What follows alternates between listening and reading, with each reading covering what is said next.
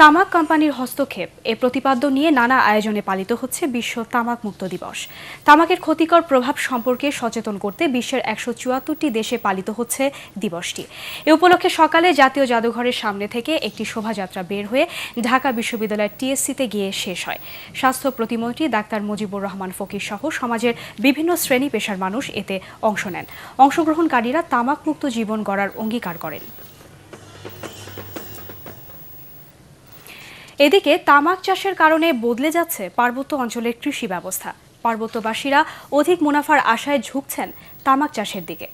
এতে ওই এলাকায় আশঙ্কাজনক হারে কমে আসছে খাদ্য উৎপাদন। চলতি মৌসুমে শুধু বান্দরবান জেলার ৩,১৯০ হেক্টর জমিতে তামাক চাষ হয়েছে। আমাদের বান্দরবান প্রতিনিধি মিনারুল হককে সাথে নিয়ে রিপোর্ট করছেন নূর সেলিনা শিউলি।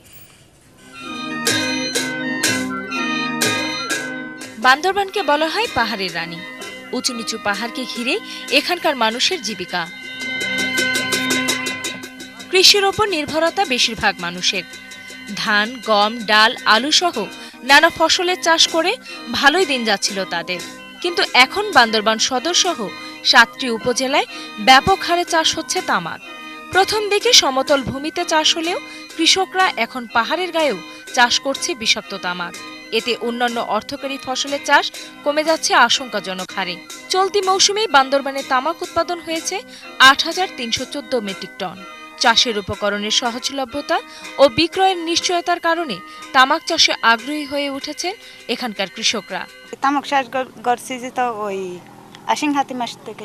কোম্পানি দিছে, মরকন পলিথিন কাগজ দিছে, সার দিছে, তারপর বীজ দিছে।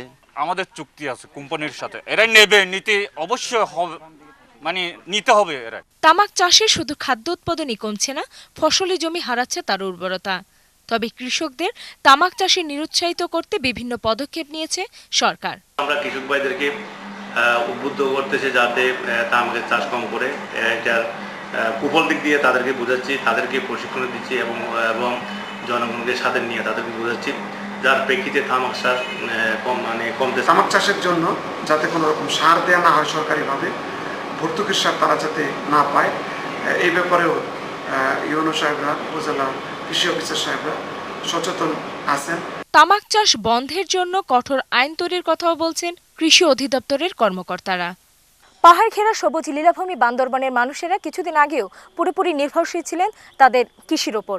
আজ সেই কৃষিতে ঢুকে পড়েছে বিষাক্ত তামাক। এতে একদিকে আবাদি জমি হারাচ্ছে তার উর্বরতা, অপরদিকে দেশে খাদ্য সংকট আরও জটিল আকার ধারণ করছে।